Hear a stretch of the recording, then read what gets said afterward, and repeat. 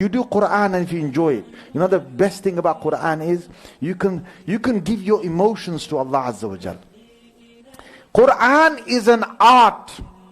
There's an art of recitation. Quran isn't just reading and khatam. No. Khatam is good. Quran, you need to stop. Abdullah bin Masud radiallahu anhu says, when you are reciting the Quran, enjoy the meadows of the Quran. The meadows, there are beautiful meadows in the Quran. See, we haven't learned how to look. From the basic thing, I'm going to tell you how to read the Quran, enjoy it. Make it something that brings you close to Allah. How?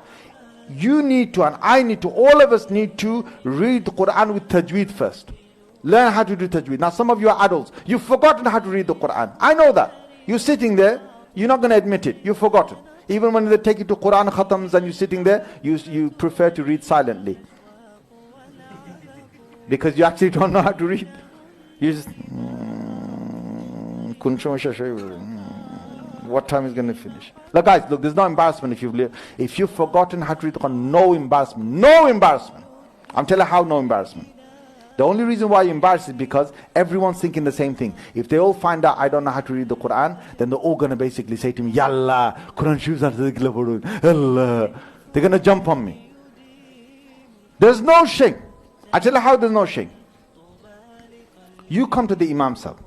You can say, I want to learn how to read the Quran.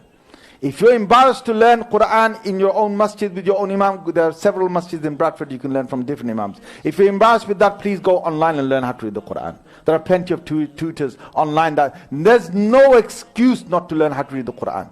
Now I tell you, when you start reading the Quran, the first thing you're going to say, you're going to read like this. وَمِنَ النَّاسِ مَن يَقُولُ. That's fine. Look, Allah's giving you double the reward for this. Allah's not gonna make you get less. He's gonna give you double the reward because you're reading slow. So don't stop. This is in the hadith. Next thing is what? Next thing, when you get proficient, you learn it, right? Next thing is you beautify your voice. Just whatever voice you got, beautify it. Learn tajweed. You can beautify it. Every person can do this. It's the amount of time you spend with the Quran.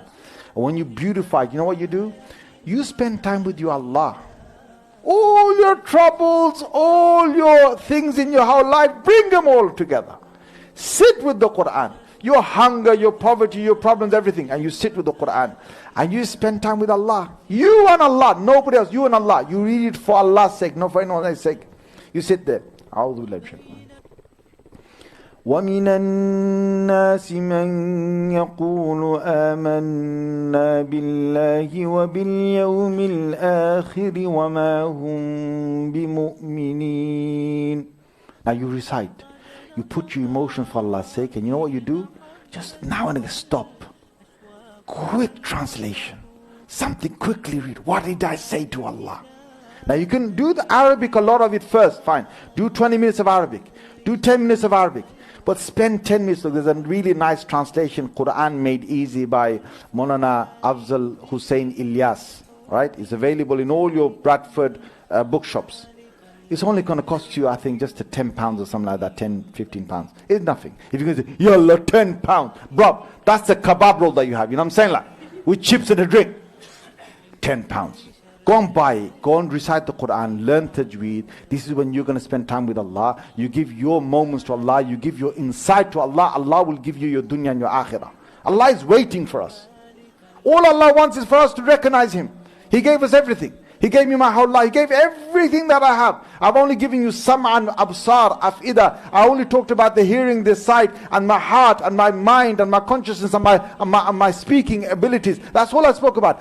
I've got so many gifts. Allah says, oh human, وَإِن تَعُدُّوا نِعْمَةَ اللَّهِ لَا تُحْصُوهَا. Oh human, if you were to sit there and you tried to actually count how many gifts I've given you, you will never be able to count them ever. Never. You can spend your whole life counting the gifts Allah has given you. We can never do that. Now tell me, is my mother closer to me or Allah is more closer to me? Which one? Come on, say it guys. Which one? Allah Azza wa Jalla is closer to me. And if I haven't recognized that, then that's my failure. And the reason why I'm not close to Allah, because I've never spent time with Allah. I've made this salah a mode of just robotic up and down. I've made that Quran reading, if people do Quran reading, it's get the khatam done. The mind is not there. Mind is not there. The tajweed is not there. The emotions are not there. You can put your beautiful voice for Allah's sake. Read it for Allah's sake. Put your emotion for Allah's sake to recognize Him. Another one is what?